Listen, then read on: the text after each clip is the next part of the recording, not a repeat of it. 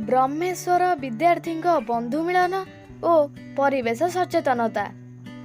भुवनेश्वर स्थित ब्रह्मेश्वर प्राथमिक विद्यालय 1987-88 मसीहा विद्यार्थी बंधु मिलन और परिवेश सचेतनता कार्यक्रम स्थानीय जीजीपी कॉलोनी स्थित बीपी फूड परिसर में अनुष्ठित हो जाइछि। मुख्य आयोजक समाजसेवी उमाकांत तांडी बाल्य सहपाठी कविता पौरोहित अनुष्ठित कार्यक्रम में शिक्षाविद सुकांती पंडा संयोजन आयोजित बंधु मिलन एक नियारा भावे पालित होइछि।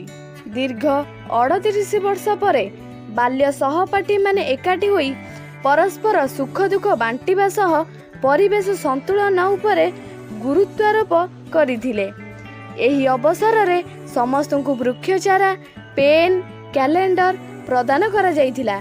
शिक्षा समाज सेवा आईन सेवा गणमाध्यम मानव संबल प्रमुख क्षेत्र रे बाल्य सहपाठी माने रहिबा सहित आगको समाजर उन्नति पाई बद्धपरिकर बोली मत व्यक्त करथिले।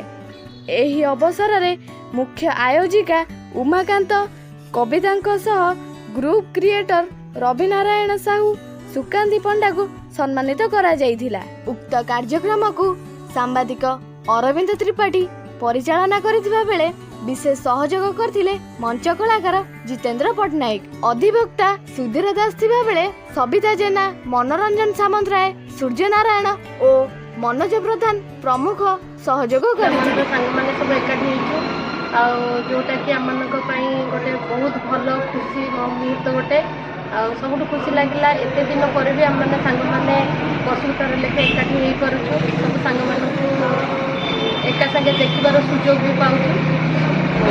बहुत खुशी लगे 40 वर्ष पर जो आम समस्त एकाठी जो आज कार्यक्रम आमर बाल्य सहपाठी ये कविता एवं हजबैंड भाईना जो आयोजन कले आने एकाठी हेलु जोटा कि बहुत गोटे खुशी मुहूर्त। जो खुशी की माने सब खुशी ठार अलग एवं निरा कारण हूँ आजिकल युवपीढ़ी माने बंधुता केवल फोन आ इंटरनेट माध्यम सीमित रही जाऊँगी।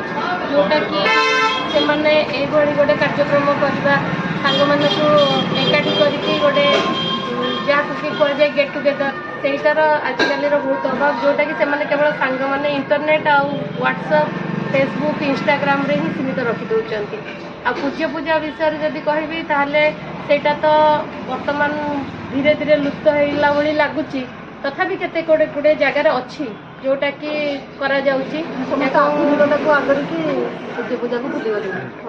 आधुनिक आदर की सब निज परिवार को स्वार्थपर हो गले। समस्त 7% स्वार्थता प्राय सब आजिकल पूजा भूली गले। समस्त आजिकल केक काटुंट किए कौन खाना पिना कर आपण मैंने जो अभिनय उपाय कले जो वृक्ष देले चारा देले समाज को कौन वार्ता देवाक चाहते आप? सब जिन तो हो पारे कि गोटे गछ आगुरी आम पढ़ी जे गछ ही जीवन किंतु आजिकल तो गछपत्र कई लगौना कहार से मनोवृत्ति भी ना। तथापि आम समाज को यही बार्ता देलु जे वृक्षरोपण कले कि ना जड़े गोटे गछ गोटे जीवन।